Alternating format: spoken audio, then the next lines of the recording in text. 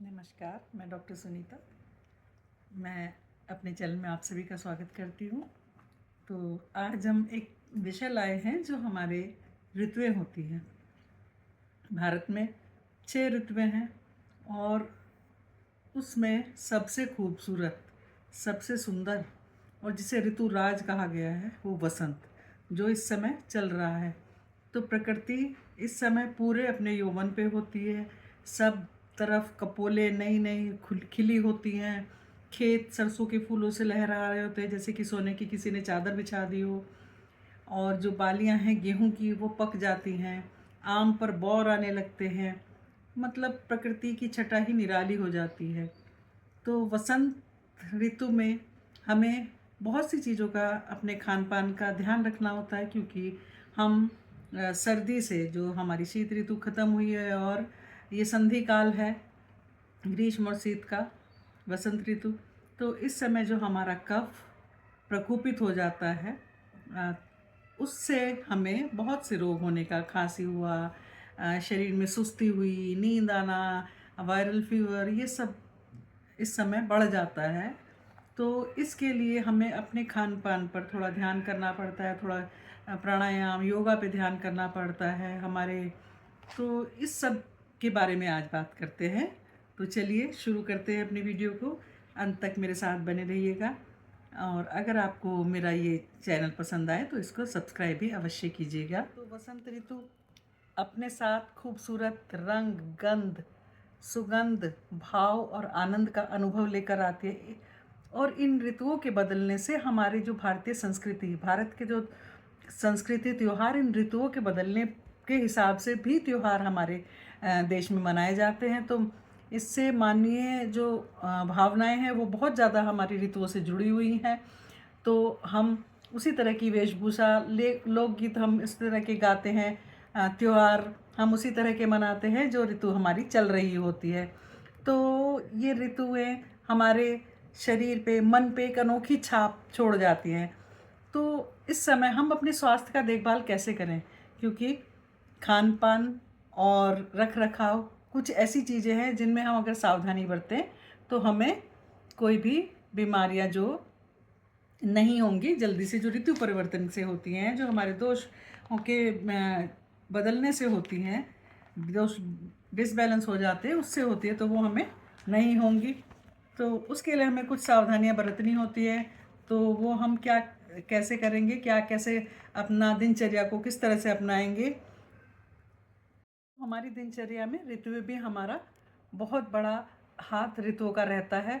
तो उसी के अनुसार हम अपने को ढाल लेते हैं। जो ऋतु चलती, गर्मी है तो गर्मी के हिसाब से हम अपने आप को ढाल लेते हैं, उसी के हिसाब से हम खान पान, ठंडी चीज़ें खाते हैं।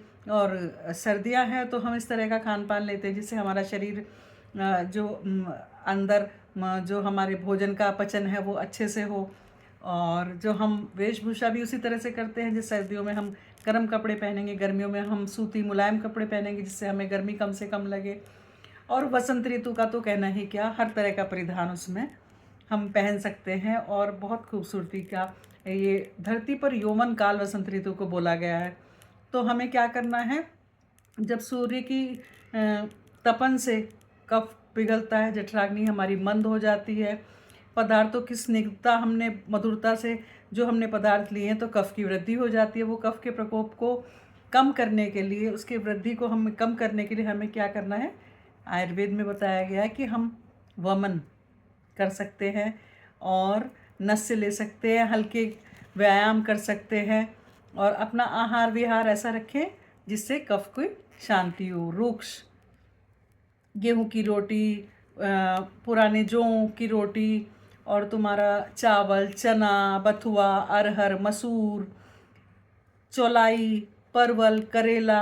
और इस समय ना कांचनार के फूल बहुत खूबसूरती से, पूरा ऐसा लगेगा रेड रेड रेड, सारे में बहुत सुंदर लगते हैं। उसमें पत्तियां कहीं नहीं दिखाई देती है, फूल ही फूल दिखाई देते हैं। तो कांचनार के फूलों की भी सब्जी बनती है जो हम इस ऋतु में खाते हैं, खानी चाहिए। करेला, घिया, लौकी, तोरी और हल्दी, अजवाइन, हींग, जीरा, मेथी, ये सब हमारी सेहत के लिए इस समय हितकर होते हैं, तो ये हमें लेना चाहिए। तो भारतीय संस्कृति की तो ये बहुत ही खूबसूरत वो कहेंगे ईश्वर की देन है या भारत की देन है कि हम जो मसाले लेते हैं तो मसालों में हमारे ऐसे गुण छुपे हुए हैं जो हमें बहुत से रोगों से दूर रखते हैं।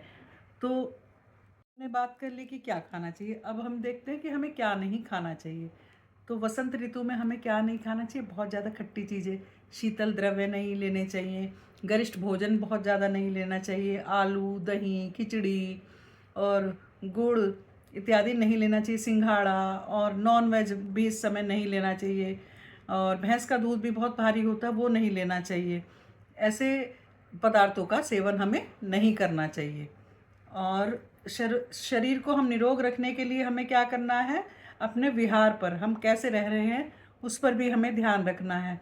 तो हमारे विहार कैसा हो, कफ ना बढ़े, इसके लिए हमें क्या करना चाहिए, थोड़ा व्यायाम करें, मालिश करें और वॉक करें, और हल्का फुल्का हमें शरीर के अपने शक्ति के अनुसार हम व्यायाम करें यथाशक्ति। और उसके में हमारे शरीर, उससे क्या होगा, तेल मालिश से हमारे कफ पिघलेगा और विशेष प्रकार की हमारे शरीर में कांति अलग ही दिखाई देती है। शरीर का रूखापन हट जाएगा, ऐंठन, थकान जो हमें काम मेहनत करके सुस्ती हमारी समाप्त हो जाएगी। और मालिश के बाद धूप का सेवन करने से क्या होता है, पैरों में तेल की मालिश करें, शरीर पे तेल की मालिश करें, तो इससे जो है धूप का सेवन करने से विटामिन डी और अच्छे से हमारे शरीर में एब्जॉर्ब होता है। तो इस समय हम आयुर्वेद के अनुसार बहुत सी औषधियाँ हैं जो हम अपने भोजन या जठराग्नि को प्रबल रखने के लिए हम ले सकते हैं। हार्ट के लिए हम अर्जुनारिष्ट ले सकते हैं, दाढ़ी मासव ले सकते हैं, द्राक्षारिष्ट ले सकते हैं, वासा अवलेह ले सकते हैं, जो खांसी वगैरह होती है कंटकारी अवलेह ले सकते हैं, और आमल की रसायन भी ले सकते हैं। इन औषधियों का व्यवहार इस समय करने में हितकर रहेगा। इस समय हम ये औषधियाँ ले सकते हैं। तो हमारी प्रत्येक जो हम व्यक्ति हैं या हम प्राणी हैं, तो हमें अपनी प्रकृति के अनुसार, जठराग्नि के अनुसार, ओज के अनुसार, अपने जहाँ पर रह रहे हैं उस स्थान के अनुसार और अपने व्याधि और वय के अनुसार औषधियों का सेवन और अपने भोजन का और अपनी दिनचर्या का चयन हमें करना चाहिए। इस समय इमली का पानी, मिर्च मसाले मिलाकर, हल्का सा भुना जीरा मिलाकर पीने से बहुत अच्छा लाभकारी होता है। जलजीरा हम इस समय पीते हैं, होली पर हम कांजी बनाते हैं, तो इससे क्या होता है, कफ हमारा बहुत ज़्यादा प्रकोपित नहीं होता है। तो अब जो भी त्यौहार होते हैं उनमें आयुर्वेद के अनुसार बताए गए हमारे जो भी नियम बताए गए उसके अनुसार अपना भोजन, दिनचर्या, ऋतुचर्या रखेंगे तो हमारे जो शरीर को बहुत ज़्यादा रोगों की प्रकोप नहीं होगा। हमारे वात पित्त कफ संतुलित रहेंगे और हम निरोगी रहेंगे और अच्छे से अपने जो त्यौहार हैं उनको अच्छे से मनाएंगे और बहुत अच्छे से अपना जीवन व्यतीत करेंगे। तो इस ऋतुराज वसंत ऋतु में किस तरह का खान पान हमें खाना है, इसकी मैंने जानकारी आप सभी को दी। दिन में सोना बिल्कुल वर्जित है। इस समय पे आलस्य आए ऐसी वो नहीं, क्योंकि हमारे इस समय सुस्ती आती है, तो दिन में सोना वर्जित है। दिन में ना सोएं और केसर, चंदन ऐसी इस तरह की जो है ठंडी चीज़ों का लेप अवश्य करें। रूक्ष, कटु, उष्ण पदार्थों का सेवन अत्यंत हितकर इस समय रहता है। तो आपको ये जानकारी कैसी लगी ज़रूर मुझे डीएम कीजिएगा, और अगर मेरा चैनल को आप सब्सक्राइब करेंगे तो आपको नई नई वीडियो देखने को मिलेंगी, और इसे शेयर भी अवश्य कीजिए। आप सभी को बहुत बहुत नमस्ते, धन्यवाद।